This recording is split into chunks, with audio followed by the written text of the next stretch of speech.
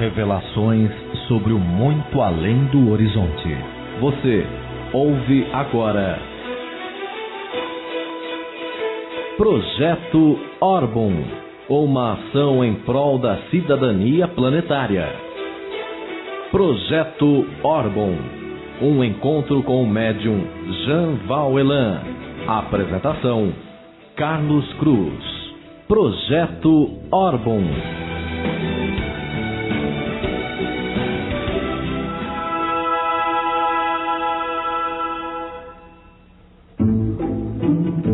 Boa noite a todos. Iniciamos nesse instante mais um programa Projeto Orbon, sonhando e trabalhando por um mundo melhor.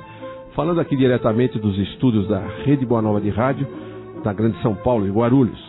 E nós, no programa de hoje, vamos dar sequência à palestra que começamos no programa passado, intitulada Vivendo a Era do Espírito, com Jean Vauelan. Agora, antes de darmos continuidade, eu vou deixar o lembrete que a gente sempre deixa. Entre no nosso site, faça a sua visita ao site e veja o novo livro de Jean Vauelan, O Drama Cósmico de Javé. Um tema e um livro imprescindível. Então vamos lá, vamos à sequência da palestra com Jean Vauelan. Mas nem os Ainur, nem os Maiar, nem os Elfos, nem os Homo sapiens, nem ninguém que existia nesse mundo percebia a perspectiva espiritual. Porque é que a cada baratinha que surgia, a cada gatinho, a cada elfo, a cada homem, eles não percebiam que um espírito vindo, sabe-se lá de onde, se aglutinava a matéria. Sebastião estava dizendo, a matéria funciona, conforme a interpretação de Kardec, uma espécie de um laço para o espírito. É como se, na hora em que matéria que se aglutina e for formar matéria viva, que se movimenta, não necessariamente inteligente no campo do pensamento, algo estruturante sobre a perspectiva espiritual se forma e passa, é capturada como se fosse um laço a dominar, aglutinando aquela matéria. Aí a espécie Homo sapiens começou a achar ruim, porque elfos, Ainus e Maiar viviam, e os Homo sapiens morriam logo. Aí Ilúvatar disse, é de lascar. Não tem como agradar essa turma. O é de lascar, óbvio, é um termo nordestino sem futuro que eu estou utilizando aqui, Ilúvatar nunca disse isso.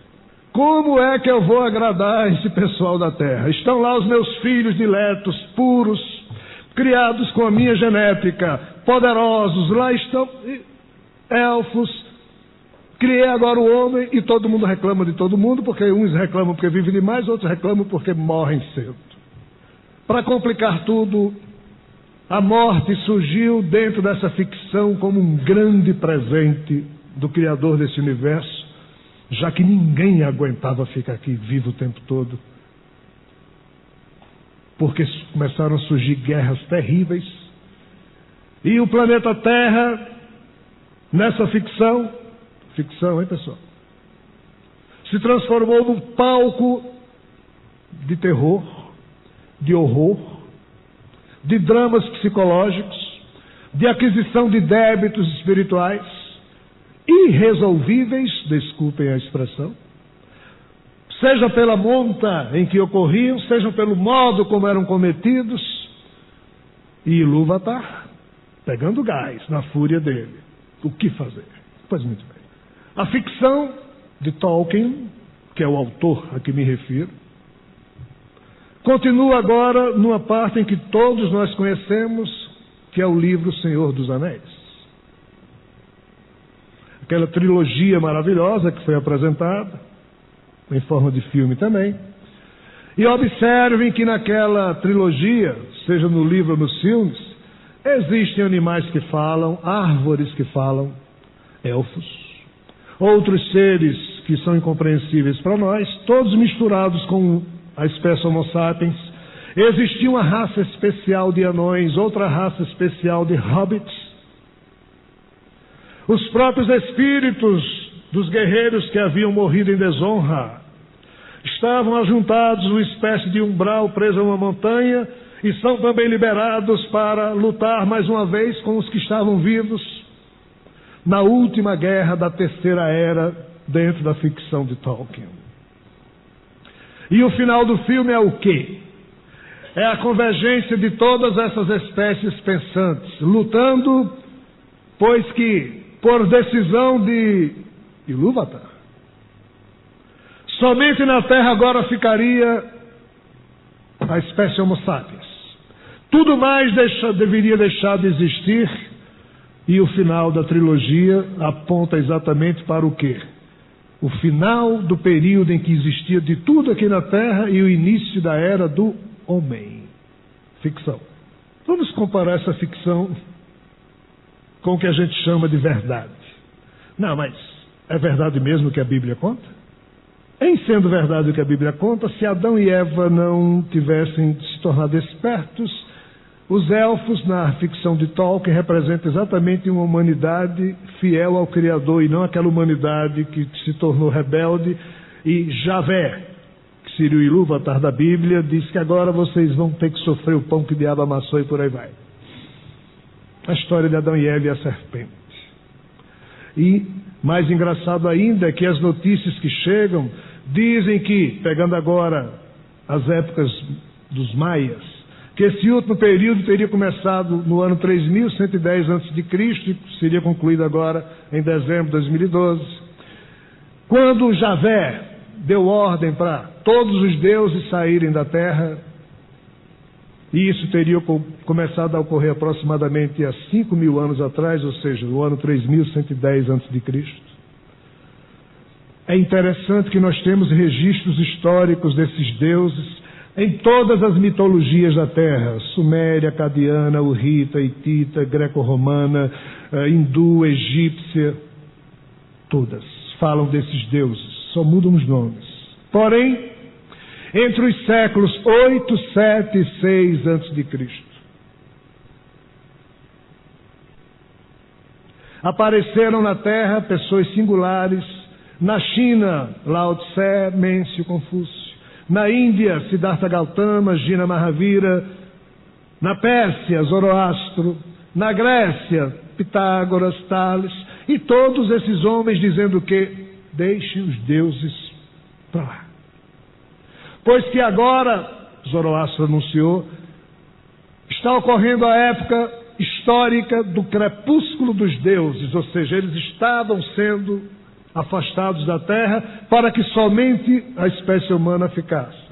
Vejam bem, a ficção se casa com a realidade em muitas coisas. Qual é o drama dessa era que para nós é ficção? E aí vem mais pílula vermelha. Nessa primeira era dessa história fictícia, da parte do filme que a gente perdeu, o jogo nunca foi entre a dualidade que nós chamamos de bem e mal. A humanidade não percebe isso. Com os ensinamentos que hoje nós temos, da revelação espírita, da doutrina de Jesus,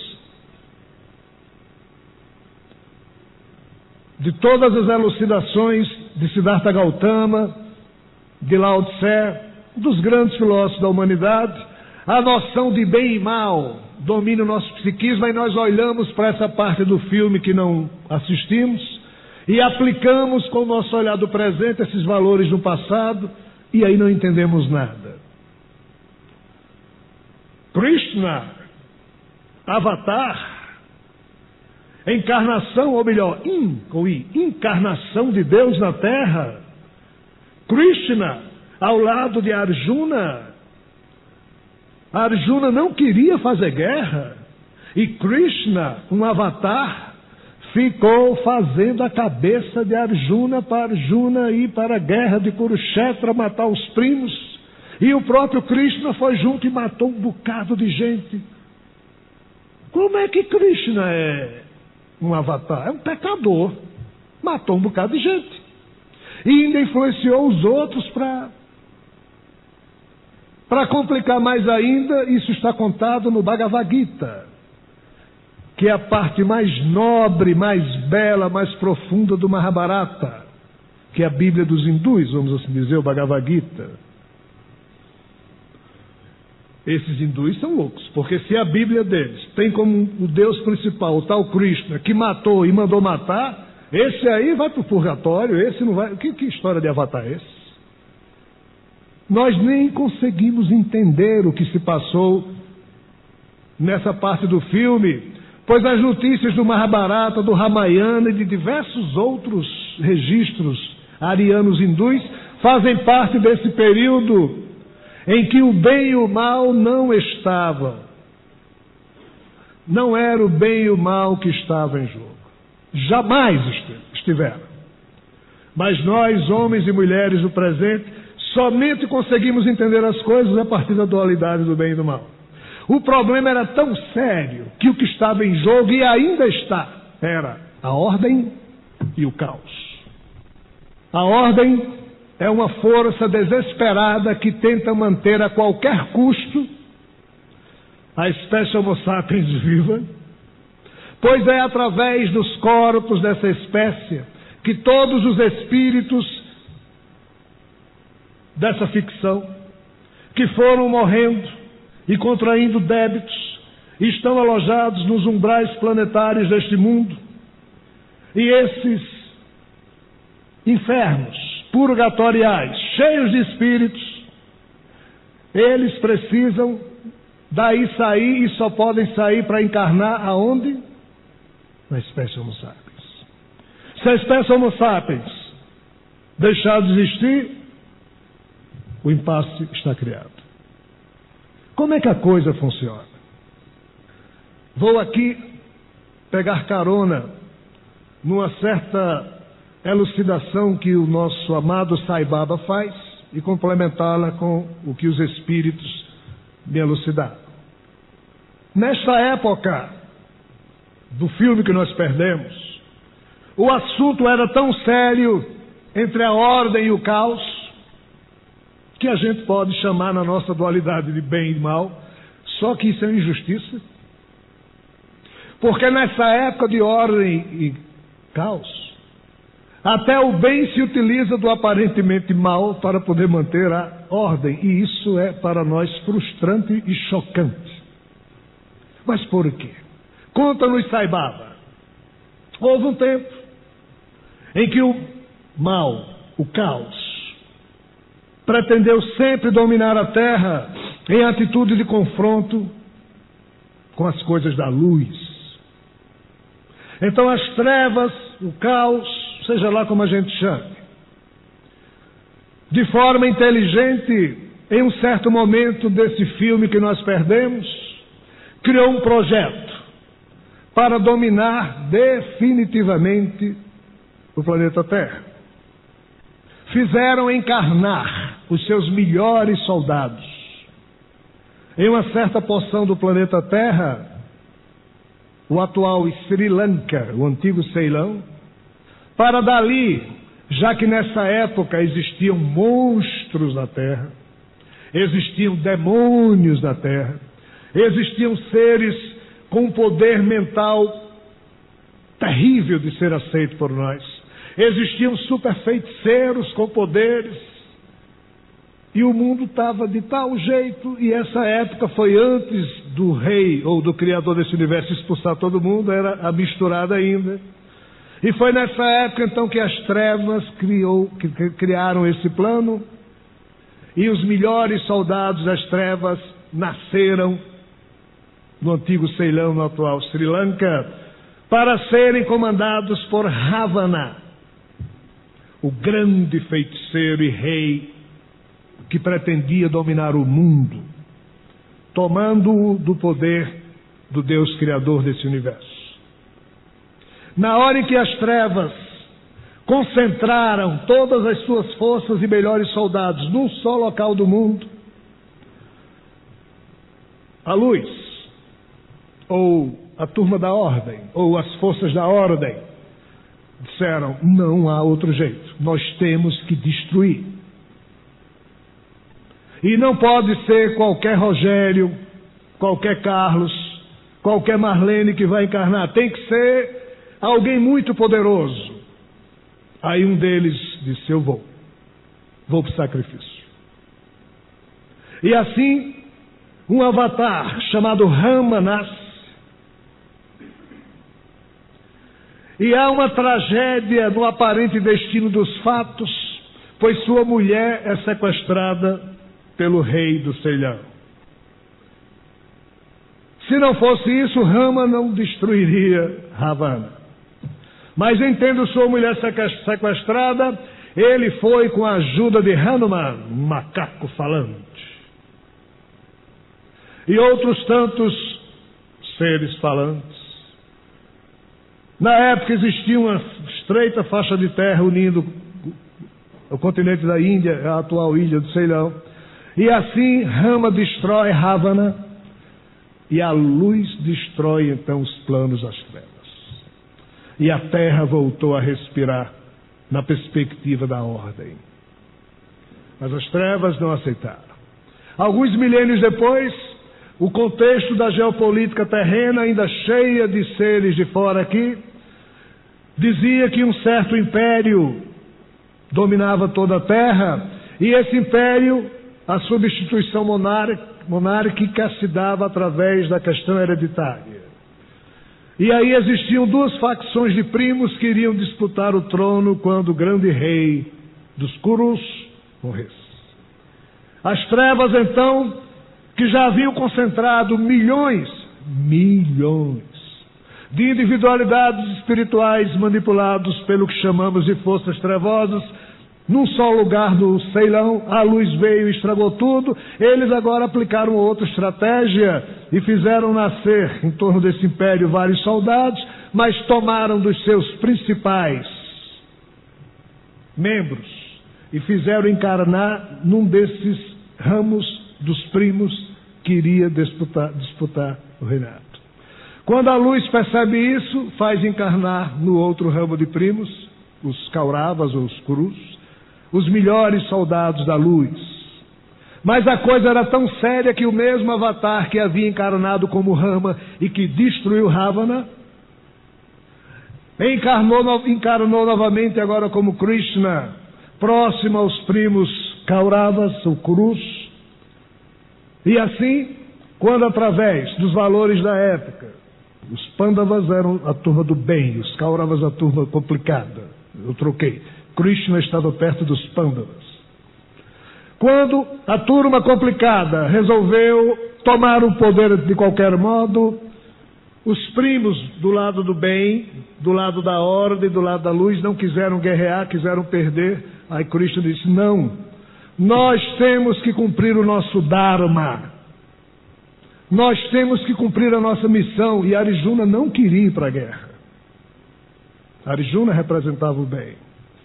E é por isso que Krishna, em nome da ordem e da manutenção da esperança da ordem na terra, vai também com Arjuna para a guerra e mata muita gente, mas o faz, Senhor, o faz com um sorriso triste na face, para poder destruir as trevas.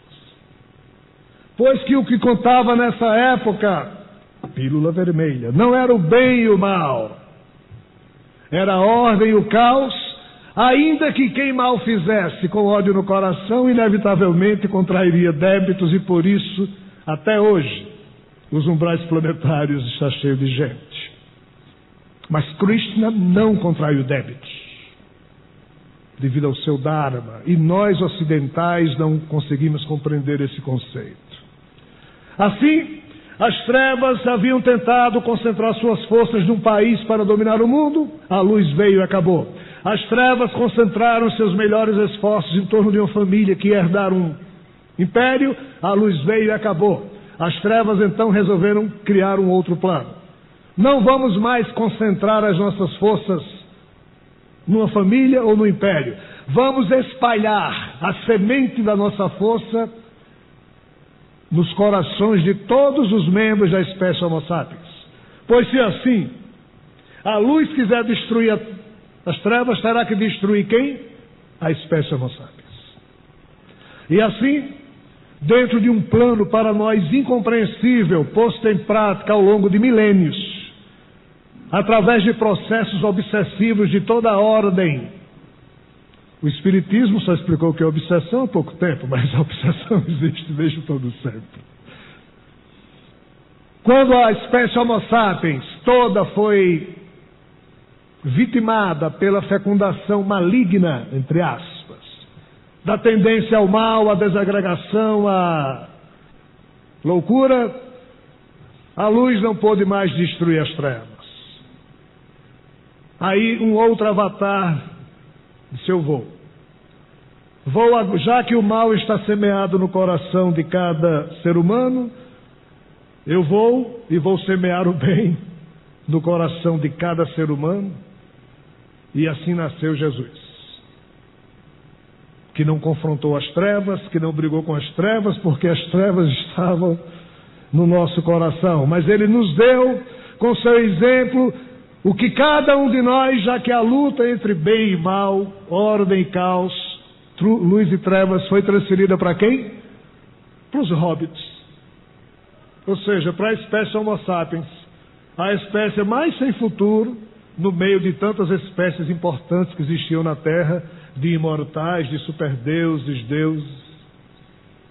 E essa luta foi transferida para a consciência de cada um de nós.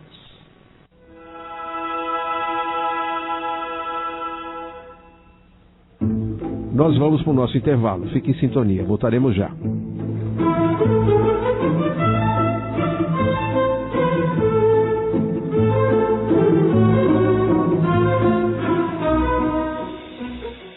Você está ouvindo Projeto Orbon, apresentando Carlos Cruz.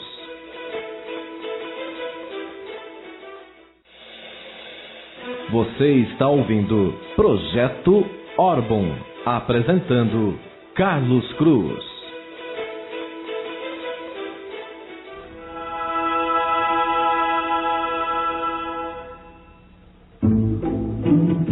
Voltamos com o Projeto Orbon, sonhando e trabalhando por um mundo melhor. Vamos à parte final da palestra Vivendo a Era do Espírito com Jean Valjean. Hoje ainda, sob a perspectiva espiritual profunda, a luta que está ocorrendo na Terra ainda é da ordem versus caos. Repito, ainda assim, quem mal faz, débitos espirituais adquire. Somente os avatares, ou avataras, em fazendo aquilo que nós chamamos de mal aos nossos olhos, mas com coração limpo e um sorriso de tristeza na face, fazendo o seu dharma para manter a ordem e a chama da luz acesa, estes não contraem karma. Essa história desse filme que nós perdemos é tão estranha. A verdade por trás disso é tão dolorosa, tão chocante, que se isso for verdade mesmo, a humanidade vai pirar. Porque a primeira coisa que nós vamos achar é que nós somos vítimas de tudo. Nós somos vítimas de todo esse contexto e por isso foi apagado para que a gente não soubesse. Detalhe: se esse contexto for verdade, não há um só aqui que não tenha participado dele em outras vidas. Mas muito bem.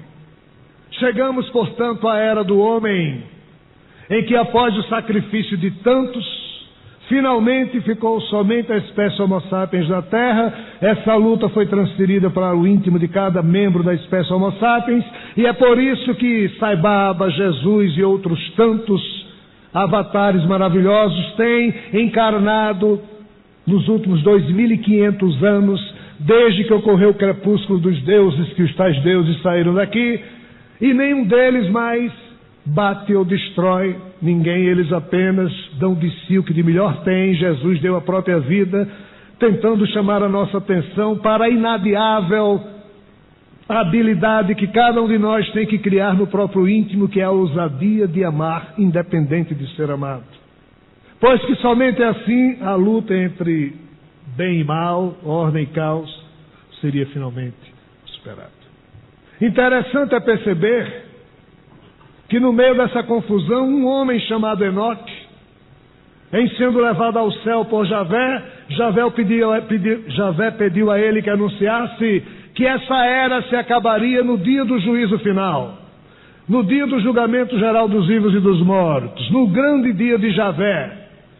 Mas antes disso ele enviaria o seu filho predileto, seu Messias, e este iria aparecer aqui uma vez, e quando do seu retorno, o grande dia de Javé estaria presente, já que a separação do joio e do trigo seria presidida por Jesus em nome de Javé. Só para nossa compreensão, é aqui que acaba essa primeira grande era. Essa história toda que vos foi apresentada como ficção. Toda essa história em que diversas eras e idades do homem aqui ocorreram. Idades e eras essas registradas em todas as mitologias e livros da antiguidade, que falam desse filme que nós perdemos.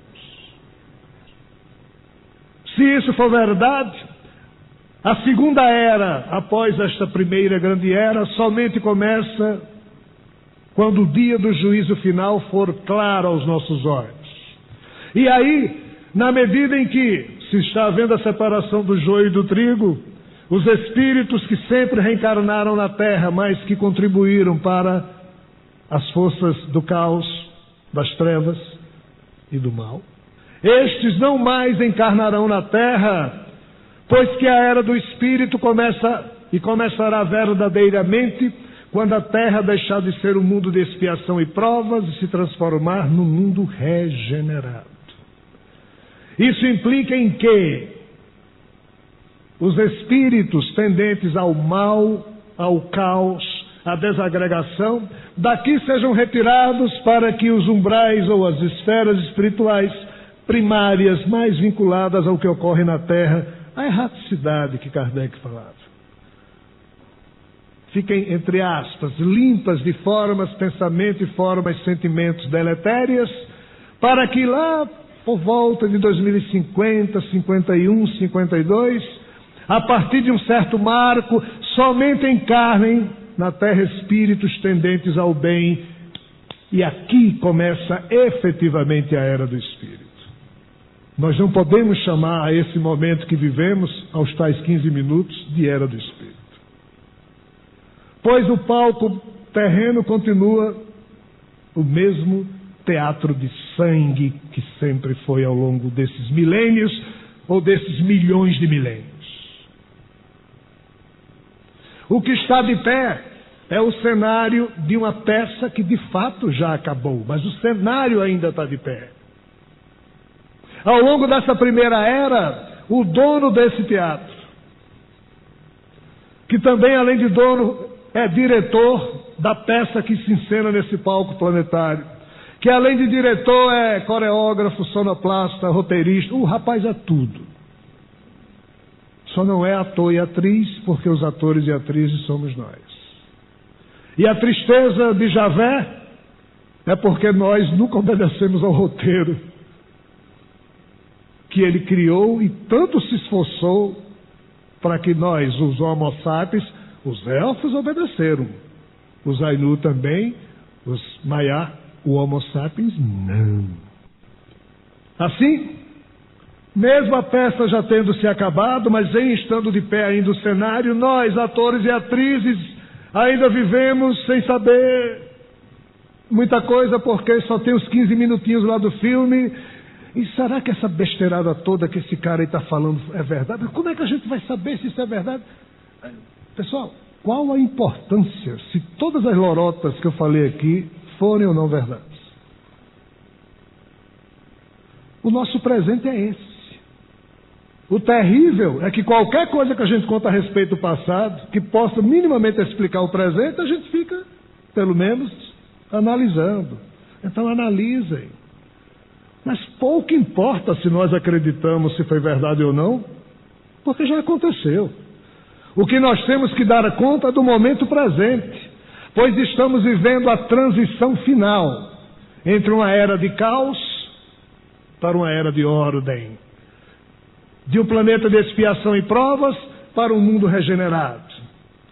E se antes tínhamos as dualidades, desculpem a expressão, trevas e luz, mal e bem, ordem e caos. Com o advento de um planeta regenerado, onde somente espíritos tendentes ao bem reencarnem, nós teremos finalmente chegado à Terra, ao tempo histórico da Terra, a era do Espírito. E as novas dualidades, já que aqui não existirá mais desordem, trevas e mal. Quem for vinculado a isso, desde 1989, pelas fofocas que correm na espiritualidade, na hora em que cada um vai desencarnando, já tem lá uma comissão de recepção. Começa o nome fulano tal, você tirou a nota mínima depois de 600 reencarnações aqui na Terra, você conseguiu ser tendente ao bem finalmente. Então, Jesus disse que a Terra iria ser herdada pelos mansos, pacíficos, então você vai ficar aqui. Você é o próximo, fulano. Ih, cara, não dá mais não. Você já teve todas as oportunidades nesse mundo, você está impedindo o progresso planetário. A exemplo de um aluno que é reprovado todo ano na escola, nenhum professor aguenta mais ver a cara dele, nem os colegas aguentam. E ele fica perguntando sempre as mesmas coisas, impedindo o progresso. O diretor da escola diz: cara, eu vou te expulsar da escola. Isso chama-se exílio. Só que não é exílio aqui entre os vivos, porque senão a confusão era grande. Pois que aqui, como estamos todos nivelados por baixo, já que os nossos espíritos se escondem atrás dessa máscara, quem de nós é bonzinho, quem de nós não é bonzinho, ninguém sabe. Mas na hora que a gente perde essa máscara, nosso espírito é o que é, está tudo marcado nele. E lá não tem roupinha que disfarce, nem cara que disfarce. O que eu penso e sinto marca-se em mim mesmo. Então, na hora que eu chego lá junto à comissão, não tem disfarce, pessoal. Não tem jeitinho brasileiro, não tem R$10 para aqui, R$10 para lá. Não tem jeito. E aqueles casos meio duvidosos, o amor do próprio Cristo Jesus, junto com a equipe espiritual que o assessora, é que pode ver sem riscos de cometer injustiça para ninguém, o que deverá ser dado a cada um conforme as suas próprias obras. Assim reza a lei. E assim, se isso for verdade, se forem também verdades as fofocas que eu tenho recebido, desde 1989, quem vai desencarnando já encontra ou a sua matrícula pronta para esse mundo regenerado, ou um corredorzinho de tchau, tchau, bye, bye. E o choro é grande na espiritualidade, porque não há um só de nós que não tenha um afeto da sua alma que esteja saindo para o exílio. E o exílio é algo terrível para o espírito, porque ele se descompassa em relação ao progresso da sua família espiritual. Porque ele não vai para um mundo melhor, ele vai para um mundo mais complicado ainda que a Terra. E lá será muito mais difícil ali lograr, ele conseguiu o que aqui ele não conseguiu arquitetar no seu íntimo, que é a tendência ao bem e ao amor. Não é fácil. E esse processo continuará até que chegue a era do Espírito. E nesses últimos 10 minutos que eu tenho dentro do tempo que me foi dado, vamos então falar um pouquinho sobre as principais características do que seria a era dos Espíritos. As dualidades que lá existirão falam de bonito e feio, agradável e desagradável, apropriado ou inapropriado. Não é mais bem e mal, não é mais ordem e caos, não é mais luz e trevas. É um outro tempo. Todos os médiuns estarão desempregados na era do Espírito. Que bom! Quem é especialista em falar com os mortos, trate de aprender a conviver com os vivos. Pois que ninguém é bom numa arte se na outra também não for. Pois que o próprio avanço da tecnologia e o progresso dos saltos quânticos que ocorrerão nos nossos DNAs, que coisa complicada eu disse, hein? Terminarão por promover uma facilidade de comunicação entre os vivos e mortos, entre aspas, que hoje nos seria tão surpreendente quanto chocante, e disso só podemos falar também como se for uma ficção ocorrer no futuro, senão seremos tidos como loucos. Nem religião na época do Espírito de fato precisa.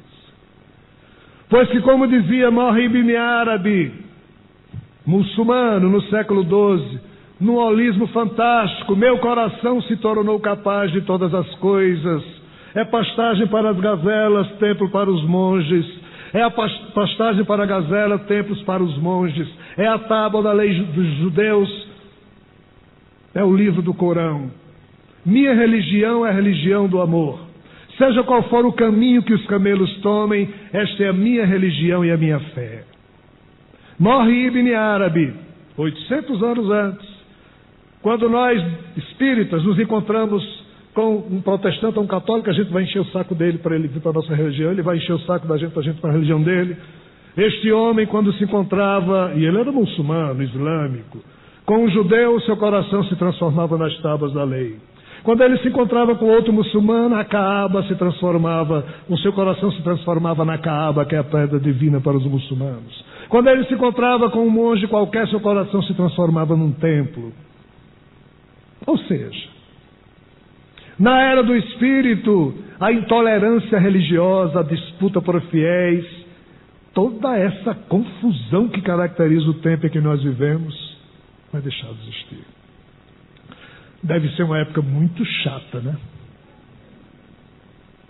Nós estamos acostumados a tanto nervosismo, a tanta briga, a tanta confusão, e nessa época, que problema teremos? Não nos faltará problema, não nos faltará. Problemas existirão, ambientais terríveis, problemas viróticos, bacteriológicos, dramas psicológicos ainda, equívocos muitos. Quem vai ficar na Terra não é ninguém perfeito, somos nós, apenas tendentes ao bem, ainda fazendo todo tipo de esquisitice, mas não mais praticando mal, não mais semeando caos ou trevas. Como é que a coisa funciona na nossa época para que a gente chegue logo na época do Espírito? Aqui eu vou me utilizar do código das bactérias. Os cientistas já perceberam algo fantástico. Numa determinada colônia de bactérias, sempre 10% dos milhões ou bilhões de seres bacteriológicos que formam essa colônia trabalham no sentido de organizar, de organizá-la. Outros 10% trabalham no sentido da perturbação. Aí tem lá 80% que, dependendo de qual seja o segmento de 10%, que aumente, essa turma vai para cá ou vai? Os cientistas desconfiam que isso é aplicável também à espécie Homo sapiens. E a boa notícia é a que os espíritos dão: o bem venceu. O amor sempre vence, ainda que demore tanto. Pois que, segundo eles, mais da metade da espécie Homo sapiens, não é 10%, mais da metade já é tendente ao bem. Essa minoria, apesar de numerosa, que complica o progresso planetário, daqui tem que sair para que a era do Espírito finalmente se estabeleça na Terra. Acabam-se a hipocrisia, o domínio, a tentativa de conversão, de convencimento, pois cada ser humano se verá responsável pelo seu próprio destino e pelo destino de todos ao seu redor.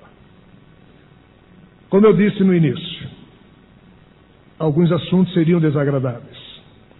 A pílula vermelha desse passado estranho, onde ninguém é julgado pelo bem ou mal que faça, mas pelo que faz, de acordo com o que a espiritualidade deseja em torno da ordem, da manutenção da possibilidade de vida na Terra. Isso fere muito do que se pensa no movimento espírita. Mas percebam que aqui foi dito que quem mal fazia com mal no coração, débito espiritual inevitavelmente sempre adquiriu e adquirirá qualquer um que o faça. Mas os avatares não, e o movimento espírita não entende isso. Não é ainda a era do Espírito, porque nos nossos corações ainda há espaço vazio demais a ser preenchido com a nossa ousadia amorosa. Nós ainda somos preguiçosos, equivocados, Temos todos os tipos de defeitos e talvez a nossa única qualidade seja o fato de, depois de tanto penar, hoje conseguirmos ser tendentes ao bem. Mas que isso não nos sirva de orgulho, que isso nos sirva de estímulo. Muito trabalho precisa ser feito. E não virá ninguém lá de fora para fazer por nós aquilo que nós precisamos desesperadamente fazer. Não será Jesus, nem Javé, nem Bezerra de Menezes, nem Astacheran, nem santos da Igreja Católica que farão por nós aquilo que a espécie Homo sapiens precisa fazer. E é cada um se esforçar para amealhar amor no próprio coração e despertar em si a natureza espiritual das nossas almas para que ela eduque a natureza animal dos corpos transitórios que utilizamos, pois o despertar espiritual é o primeiro sinal daqueles que estão vinculados à era do espírito, que já está posta no horizonte do amanhã do calendário terrestre. Que possamos viver até lá e nos esforçar o máximo que pudermos para contribuir com a obra do bem e do belo, para que o ideal de fraternidade se estabeleça definitivamente no nosso mundo. Obrigado.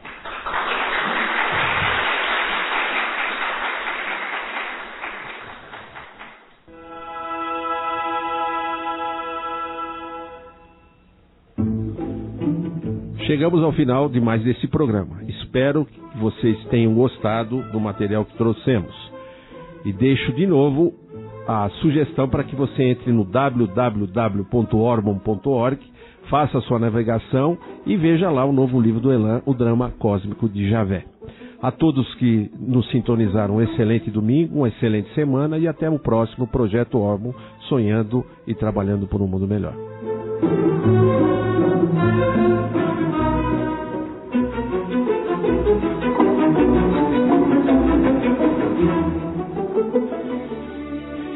Você ouviu Projeto Orbon, um projeto vinculado ao Grupo Atlan. Projeto Orbon.